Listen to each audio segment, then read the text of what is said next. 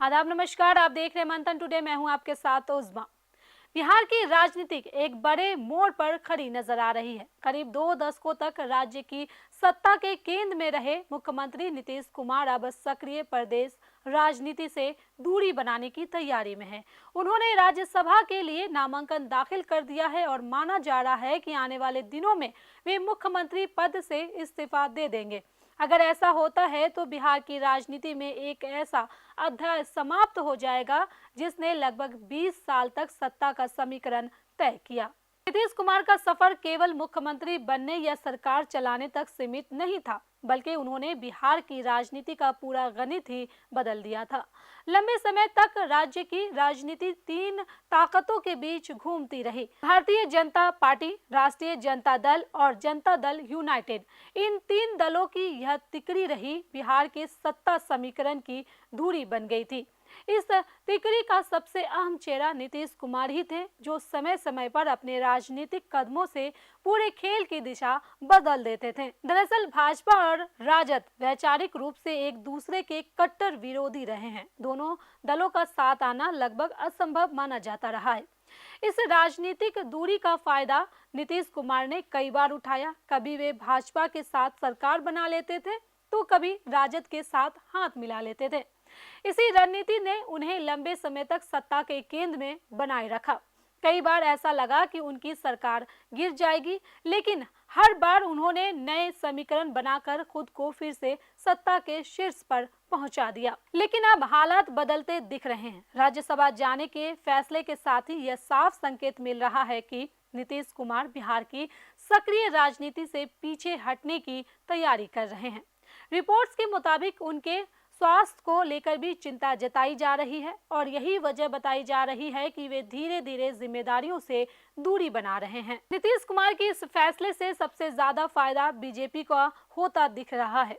पिछले कुछ वर्षों में बीजेपी ने बिहार में अपनी संगठनात्मक ताकत काफी मजबूत की है और अब वह एनडीए में सबसे बड़ी राजनीतिक शक्ति बनकर उभरी है। यही कारण है कि चर्चा तेज हो गई है कि पहली बार बिहार में भाजपा का अपना मुख्यमंत्री बन सकता है। अगर ऐसा हुआ तो वह राज्य की राजनीति में एक ऐतिहासिक बदलाव माना जाएगा। नीतीश कुमार के राजनीतिक सफर की एक बड़ी खासियत ये भी रही है कि उन्होंने पारंपरिक जातीय समीकरणों से अलग एक नई सामाजिक आधार तैयार किया। उन्होंने अगड़ा, पिछड़ा और दलित वोट बैंक के अलावा अति पिछड़ा वर्ग को एक बड़े राजनीतिक समूह के रूप में संगठित किया। माना जाता है कि बिहार की आबादी का लगभग 36% हिस्सा अति पिछड़ा वर्ग का है और यही समूह लंबे समय तक नीतीश कुमार की सबसे बड़ी ताकत बना रहा। अब जब वे सक्रिय राजनीति से पीछे हटते दिख रहे हैं तो यही वोट बैंक आने वाले समय में सबसे बड़ा राजनीतिक रण क्षेत्र बनने वाला है। भाजपा और आरजेडी दोनों की नजर इसी वक्त पर टिकी है कि और आने वाले चुनाव में ये तय करेगा कि बिहार की सत्ता किसके हाथ में जाएगी। हालांकि नीतीश कुमार के राजनीतिक सफर में एक बड़ी कमी हमेशा चर्चा में रही। उन्होंने अपने लंबे शासनकाल में कोई स्पष्ट उत्तराधिकारी तैयार नहीं किया। जनता दल यूनाइटेड में ऐसा कोई नेता नहीं उभर पाया जो उनके बाद पार्टी को उसी ताकत से आगे बढ़ा सके। अब जब वे खुद सक्रिय राजनीति से दूर होते नजर आ रहे हैं तो चर्चा है कि उनके बेटे निशांत कुमार को राजनीति में उतारने की तैयारी चल रही है। लेकिन ये रास्ता आसान नहीं होगा। बिहार की राजनीति बेहद जटिल और प्रतिस्पर्धी है, जहां हर कदम पर मजबूत प्रतिद्वंदी मौजूद हैं।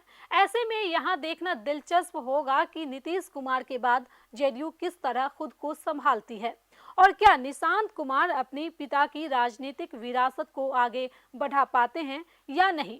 कुल मिलाकर कहा जाए तो बिहार की राजनीति एक नए दौर में प्रवेश करने वाली है। जिस राजनीतिक तिकड़ी के सहारे दशकों तक सत्ता का संतुलन बना रहा, वह अब टूटने की कगार पर है।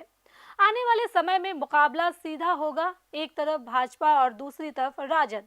और इस नए राजनीतिक मैदान में नीतीश कुमार शायद पहली बार दर्शक की भूमिका में नजर आएंगे। तो चलिए फिलहाल इस खबर में बस इतना ही। देश दुनिया की ऐसी तमाम बड़ी खबरों के लिए बने रहे मंथन टुडे के साथ। साथ ही हमारे चैनल को लाइक करें, सब्सक्राइब करें, फॉलो करें और निष्पक्ष पत्रकारिता देख रहे हैं तो देखते रहे मंथन टुडे। बहुत बहुत शुक्रिया।